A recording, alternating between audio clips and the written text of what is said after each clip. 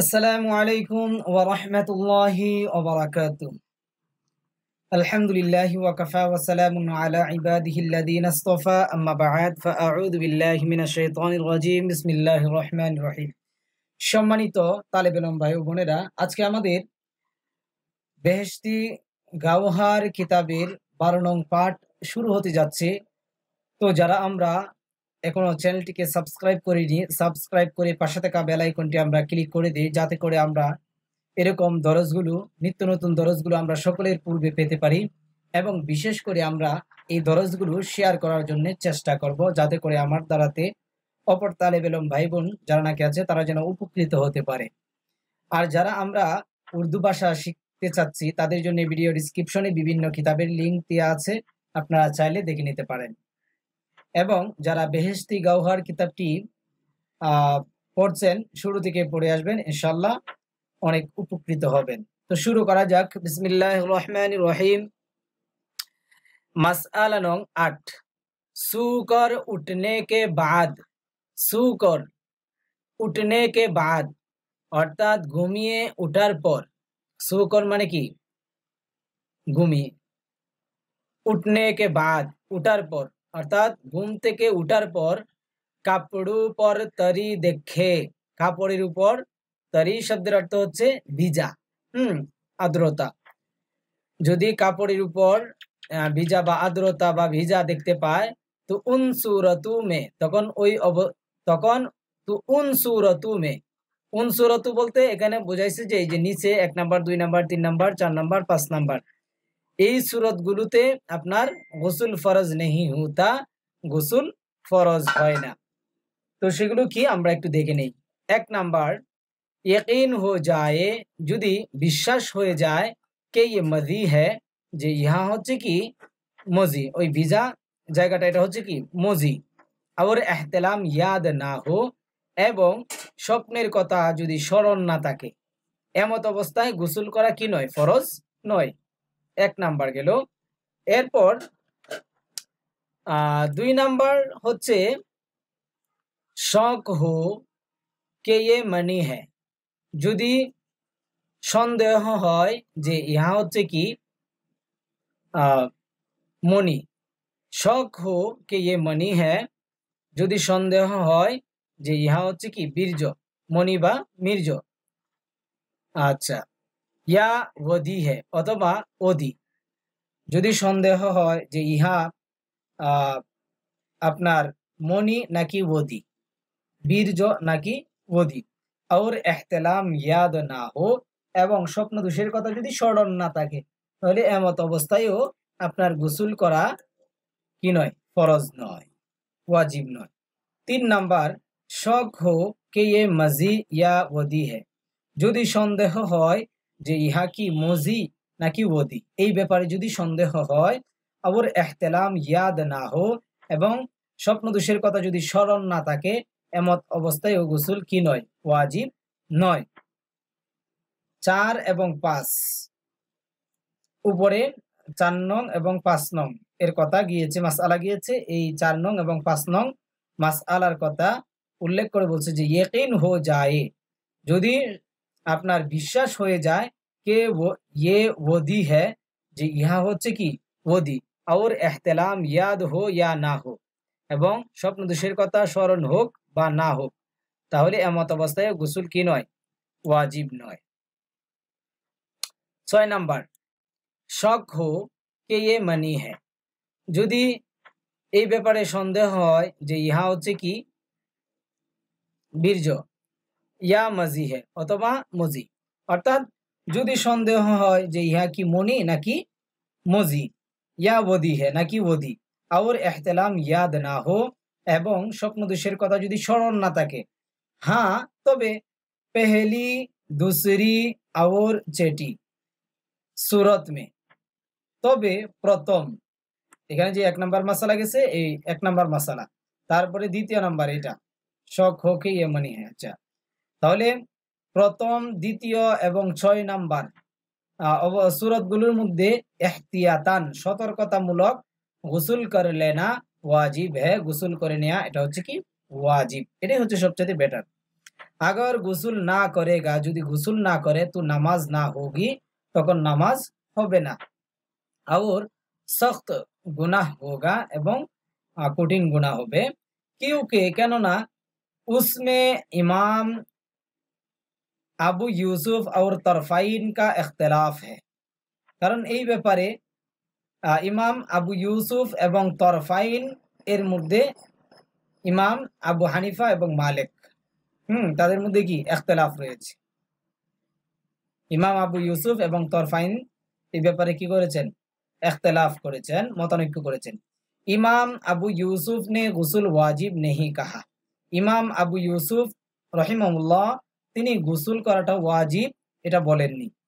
और তরফাইন ने वाजिब कहा है, এবং তরফাইন ইমাম আবু হানিফা এবং ইমাম মালিক রহিমাহুল্লাহ তারা এটাকে ওয়াজিব বলেছেন। और ফতোয়া কওলে তরফাইন পর है, এবং ফতোয়া হচ্ছে তরফাইনদের কথার উপর বা মতের উপর গোসল করা ওয়াজিব। মাসআলা নং 9, हुक्ना अमल, अमल के मुश्तरक हिस्से में दाखिल होने से गुस्ल फर्ज नहीं होता। हुक्ना शब्দের অর্থ মূলত নাফ, নাবি বলা হয়। হ্যাঁ, অর্থাৎ মুশতারক হিस्से में दाखिल होने से, অর্থাৎ আচ্ছা হুকনা শব্দের অর্থ হচ্ছে টুস, আর আমল থেকে উদ্দেশ্য হচ্ছে যন্ত্রপাতি। মুশতারক হিस्से में दाखिल होने से অর্থাৎ পেশাব পায়খানা রাস্তা দিয়ে প্রবেশ করার কারণে গোসল ফরজ नहीं होता, অর্থাৎ কি গোসল কি হয় না, ফরজ হয় না।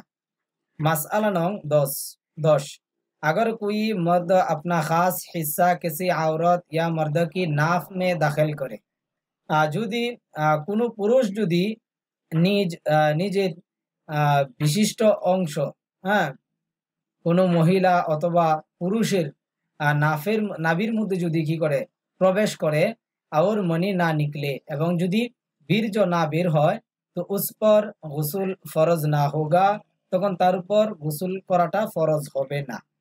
अच्छा, मसअला नंग 11, अगर कोई शख्स ख्वाब में अपनी मनी गिरते हुए देखे, কোনো ব্যক্তি যদি ख्वाब में স্বপ্নের মধ্যে अपनी मनी गिरते हुए নিজের বীর্য পড়তে দেখে, হ্যাঁ, और मनी गिरने की लज्जत भी उसको महसूस हो, এবং মনি বের হওয়ার শান্তি, লজ্জত, মজা বা শান্তিও যদি তার অনুভূতি হয়, महसूस हो, অনুভব হয়। मगर किंतु কাপড়ों पर तरी या कोई और असर मालूम ना हो, কিন্তু কাপড়ের উপর বা কাপড়ের মধ্যে ভিজা অথবা কোনো অন্য কোনো আলামত যদি জানতে না পারে, তো গোসল ফরজ না হোগা, তখন গোসল কি হবে না, ফরজ হবে না। তো মাসালাটা হয়তো বুঝেননি, আবার বলি। আগর কোই শখস, যদি কোনো ব্যক্তি খ্বাব মে স্বপ্নের মধ্যে আপনি মনি गिरते हुए দেখে, নিজের বীর্য বের হতে যদি কি দেখে, और मनी गिरने की लज्जत भी उसको महसूस हो, এবং বীর্য বের হওয়ার যে স্বাদ, অনুভূতি, মজা, এটাও যদি তার কি হয়, অনুভব হয়। মগর কিন্তু কাপড়ের উপর তরি ইয়া কুই আর আসর, ভিজা অথবা কোনো অন্য কোনো আসর, আলামত মালুম না হো, অর্থাৎ যদি জানতে না পারে, তো গোসল ফরজ না হোগা, তখন কি হবে না, গোসল ফরজ হবে না।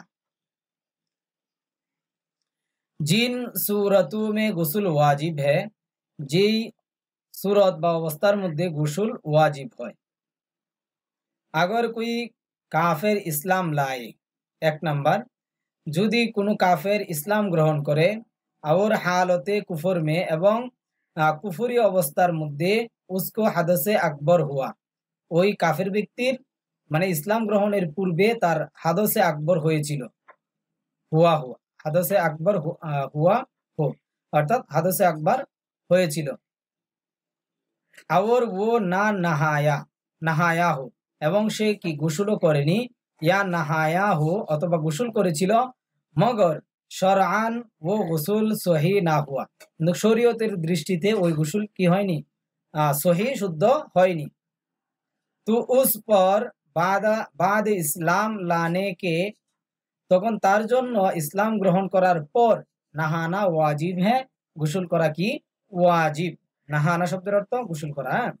2 नंबर, अगर कोई शख्स 15 बरस की उम्र से पहले, যদি কোনো ব্যক্তি 15 বছর হওয়ার পূর্বেই बालिग हो जाए, যদি বালেগ প্রাপ্ত বয়স্ক হয়ে যায়, और उसे पहला इहतिलाम हो, এবং যদি তার প্রথম স্বপ্নদোষ হয়। ইহতিলাম শব্দের অর্থ স্বপ্নদোষ।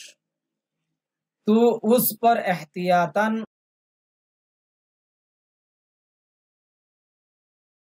গোসল ওয়াজিব হ্যাঁ, তখন তাহার উপর সতর্কতামূলক গোসল করা কি ওয়াজিব।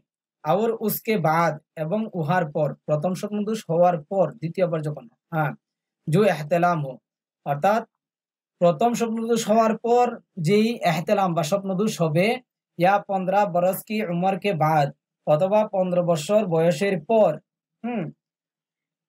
মুহতালেম হো, যদি এহতেলাম বা স্বপ্নদোষ হয়, তো উস পর গোসল ফরজ है, তখন তার উপর গোসল করা ফরজ।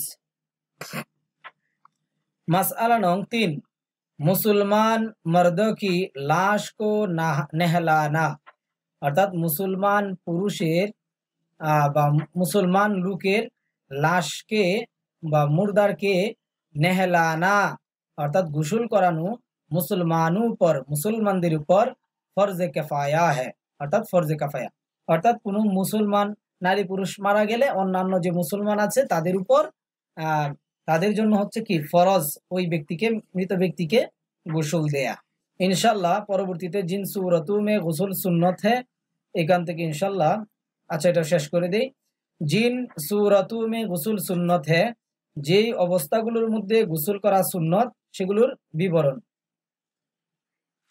1 नंबर, जुमा के दिन नामाजे फजर के बाद से जुमा तक। 1 नंबर, जुमार दिन नामाजे फजर के बाद से, অর্থাৎ ফজরের নামাজের পর থেকে জুমা তক, জুমা পর্যন্ত, উন লোগো কো গোসল করনা সুন্নত है, ওই সমস্ত মানুষের জন্য, লোক সকলের জন্য গোসল করা সুন্নত, জিন পর নামাজে জুমা ওয়াজিব হো, যাদের উপর জুমার নামাজ ওয়াজিব হবে। 2 नंबर, ईदाइन के दिन, দুই ঈদের দিন, ईदाइन के दिन, দুই ঈদের দিন, বাদে ফজর, ফজরের পর, উন লোগো কো গোসল করনা সুন্নত है, ওই সমস্ত লোকদের গোসল করা সুন্নত, জিন পর ঈদাইন কি নামাজ ওয়াজিব है, যাদের উপর উভয় ঈদের নামাজ কি ওয়াজিব। 3 नंबर, हज या उम्रे के एहराम के लिए গোসল करना সুন্নত है, হজ অথবা উমরার এহরামের জন্য গোসল করা এটা সুন্নত। 4 नंबर, হজ করনে ওয়ালে কো আরাফা কে দিন, অর্থাৎ হজ করনে ওয়ালার ব্যক্তির জন্য আরাফার দিন, বাদে জাওয়ালকে, অর্থাৎ সূর্য হেলে যাওয়ার পর গোসল করনা সুন্নত है, গোসল করা সুন্নত। ইনশাআল্লাহ পরবর্তীতে জিন সূরাতু মে গোসল করনা মুস্তাহাব है, এগুলার আলোচনা ইনশাআল্লাহ শুরু হবে। ওকে, আসসালামু আলাইকুম ওয়া রাহমাতুল্লাহি ওয়া বারাকাতুহু।